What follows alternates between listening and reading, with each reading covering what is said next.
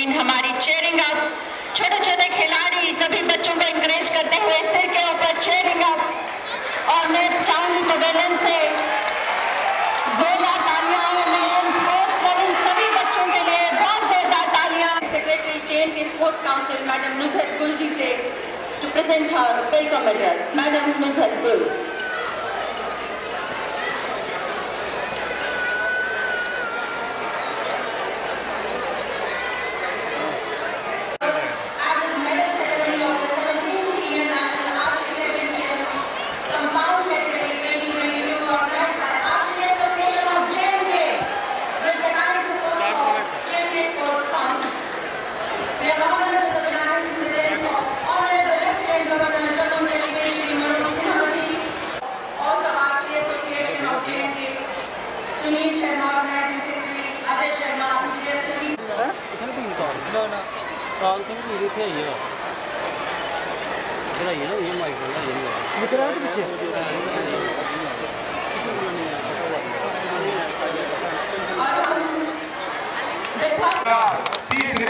जो ढेर सारे इंटरनेशनल मेडल और ढेर सारे नेशनल मेडल ये अरुणाचल प्रदेश 10-12 सालों से हमारे लगातार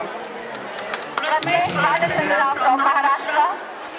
और में जो महाराष्ट्र से नए तीरंदाज है और नया चेहरा उभर के आया है और ये भी लगातार मुझे पता है कि कंटिन्यू टीम को और ये टीम को लगातार लेकर चलाते रहेंगे। अभी दोबारा देखिए आप जो तीनों खिलाड़ियों की जो मुस्कुराहट है मेडल जीतने के बाद और हमारे जो आज चीफ गेस्ट है माननीय लेफ्टिनेंट गवर्नर साहब श्री मनोज सिन्हा जी,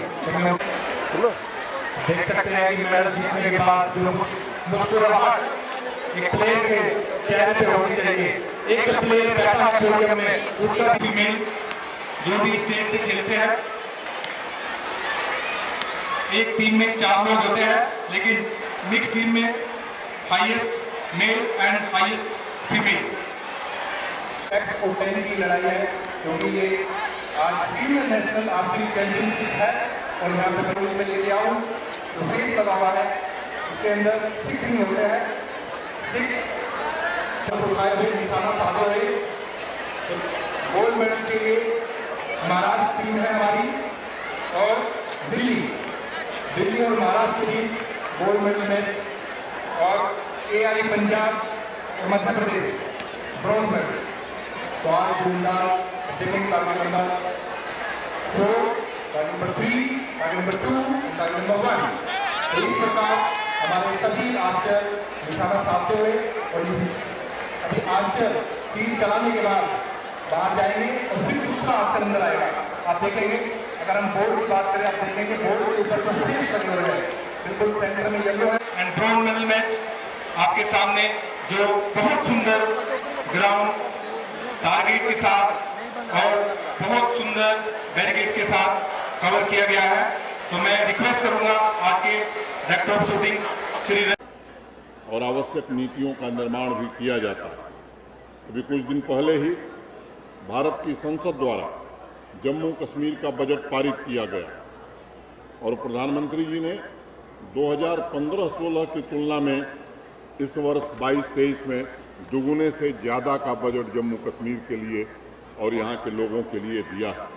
मित्रों, संसाधन और सामर्थ्य के साथ देश के मुकुटमणि कहे जाने वाले जम्मू कश्मीर में पूरी गंभीरता से किसानों, महिलाओं, नौजवानों, खिलाड़ियों की आकांक्षाओं को पूरा करने का प्रयत्न किया जा रहा है और हर क्षेत्र में कम समय में हमारी यूनियन टेरिटरी नई बुलंदियों पर पहुंचे इसकी शिद्दत से कोशिश की जा रही है। एक पुरानी कहावत है कि जब परिवर्तन होता है तो दिखाई पड़ता है।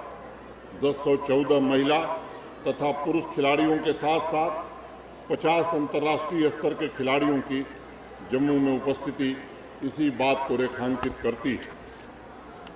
जिस दिन ये महत्वपूर्ण प्रतियोगिता शुरू हुई थी उस दिन मैं श्रीनगर में गल्फ कंट्रीज के 34 बड़े CEOs के साथ आयोजित इन्वेस्टर्स समिट को संबोधित कर रहा था।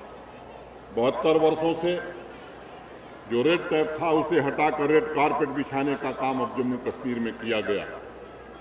जम्मू कश्मीर में एक साथ इतने व्यापक स्तर पर इन्वेस्टर समिट होना और इतनी विशाल संख्या में देश भर के खिलाड़ियों का एक राष्ट्रीय प्रतियोगिता के लिए जुटना अपने आप में एक बहुत बड़ा परिवर्तन मैं मानता हूँ। जम्मू कश्मीर में स्पोर्ट्स के क्षेत्र में भी टैलेंट की कमी नहीं है, बल्कि मैं इसे स्पोर्ट्स का पावर हाउस मानता हूँ। और मैं कहना चाहता हूँ कि यहाँ के युवाओं की अपार और अथाह ऊर्जा को सही रास्ता मिलने लगा।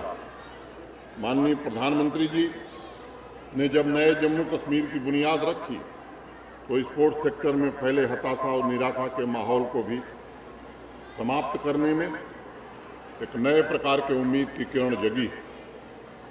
पहले जम्मू कश्मीर के कुछ खास इलाकों में राह से भटके हुए युवाओं को अन्य कारणों से जाना जाता था, लेकिन मैं आभारी हूं स्पोर्ट्स डिपार्टमेंट का और स्पोर्ट्स काउंसिल का, जिसने अभियान चलाकर ऐसे अनेक युवाओं को स्पोर्ट्स एक्टिविटी से जोड़ने का काम किया है और आज वो खेल के मैदान में देश का झंडा ऊंचा कर रहे हैं। ये सुनिश्चित किया गया है कि हमारी बेटियां वो भी स्पोर्ट्स में अपनी प्रतिभा दिखाने का बराबर अवसर प्राप्त करें, इसकी भी कोशिश की जा रही है। इसको ध्यान में रखते हुए 20 जिलों में rugby, football, cricket, volleyball, kabaddi, hockey की विमेन टीम्स का गठन भी किया गया है। आप लोग देश के कोने कोने से आए हैं और आपको जानकर ये हैरानी होगी कि मात्र 1 साल के भीतर इस खूबसूरत यूनियन टेरिटरी के सभी 4290 पंचायतों में युवाओं के लिए प्ले फील्ड की व्यवस्था कर दी गई। सभी पंचायतों में भी प्रोएक्टिव तरीके से स्पोर्ट्स किट मुहैया कराए गए हैं। मैं स्पोर्ट्स काउंसिल और स्पोर्ट्स डिपार्टमेंट को बधाई देना चाहता हूं, जिन्होंने कोरोना महामारी के बावजूद पिछले साल अनेक टूर्नामेंट किए और उसके जरिए 17.5 लाख युवाओं को विभिन्न स्पोर्ट्स की विधाओं में खेलने का अवसर उपलब्ध कराया और लगभग 1.25 लाख युवाओं को कोचिंग की सुविधा भी उपलब्ध कराई गई।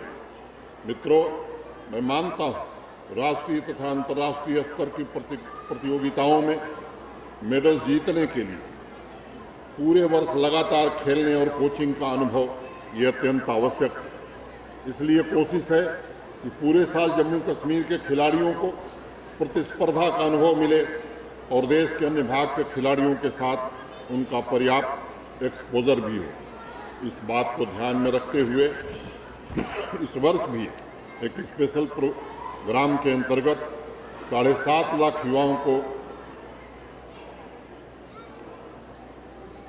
खेल की विभिन्न विधाओं से जोड़ने का प्रयास हो रहा है और तीरंदाजी की तरह कम से कम 17 खेल की विधाओं में राष्ट्रीय स्तर की प्रतियोगिताएं जम्मू कश्मीर में आयोजित होने वाली।